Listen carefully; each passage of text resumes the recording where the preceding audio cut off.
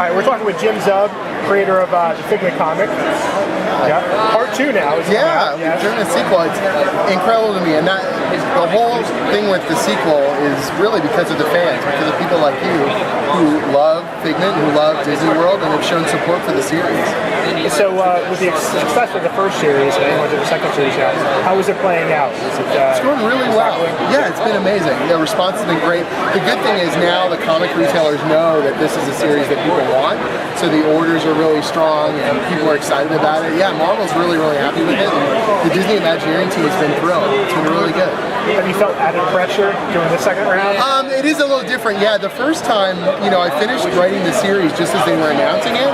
So for me, it was kind of a done deal by the time people were getting excited. This time, we kind of knew going in there was going to be more, I guess, pressure, but I don't know. I really love working on this series, and it feels very comfortable.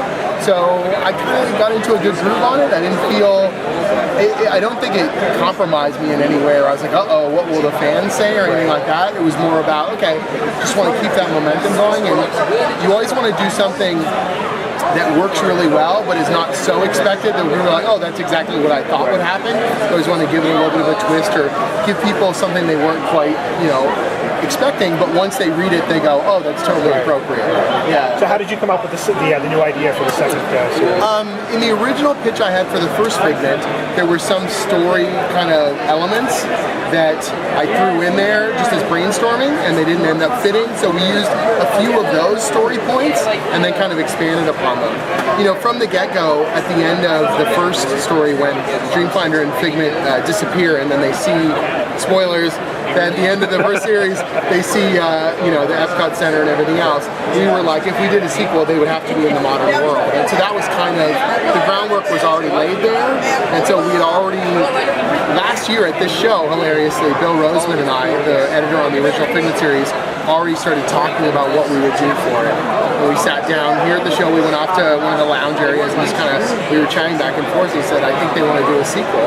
Do you know what you do? I said, well, they're going to be in the modern world and we do it like this, and I'd love to. I don't want to spoil stuff. Issue 2 is not out yet. I almost just said a whole bunch of story stuff. See, I just finished writing 5 2 weeks ago, so for me it's all done again. So for you guys, issue 2 comes out next week. So it's like I almost said just and stuff, blam. So that girl, Capri, who shows up at the start of issue 1 of the second series, she obviously has a big role to play. And so she was really at the heart of kind of the new idea, bringing a new character into it to sort of show an outside point of view of, the legacy of imagination, which is what the sort of subtitle for the series is. So it's like Figment 2, the legacy of imagination. What effect has Dreamfinder and Figment had, on the modern world? And they're these living legends. Who have they inspired, and what comes next? Yeah. So should we expect any major surprises in the next few books? Yeah, actually issue 2's got the big surprise. So there's a new villain, and the way we introduce them and how that all plays together, I'm really excited about. Is this like an official Disney villain? Is it Bob Iger? Well, what? I can't say that. No, it's been really cool. Yeah, it's a really fun idea, and when I threw it out there, I'm like, I wonder if they'll go for this, and they really dug in. I've been really happy working with the Disney team. Every time I think they're going to be like, oh, corporate oversight, they've been actually amazing about, oh, that's a wonderful idea. How can we take it further, or what does that mean in terms of the overall? So we just got a great working relationship. I know it sounds really corny because you expect like the giant kind of iron hand of corporate whatever to come down. And on the first series, I kept expecting that too. Like every time I'm like, well, they won't let me do that. Well, they're not going to, we can't just make new characters. And they were on board the whole time. And so it's just been continuing like that. We've got a really great relationship where they trust me with Dreamfinder and Figment, which is kind of surreal and wonderful. Yeah. So as a fan of Disney properties myself, and Figment, all of us as well, is there a lot of talk coming from the fans asking for your input for a new attraction? Yeah. I mean, that's almost constantly they're asking, well, wouldn't it be great if they refurbished the attraction or used some of the material from the comics to enrich with new characters on the attraction? Disney's the biggest entertainment company on earth. It's such a huge multi-tiered system. I have no horse in this race. I have no say whatsoever.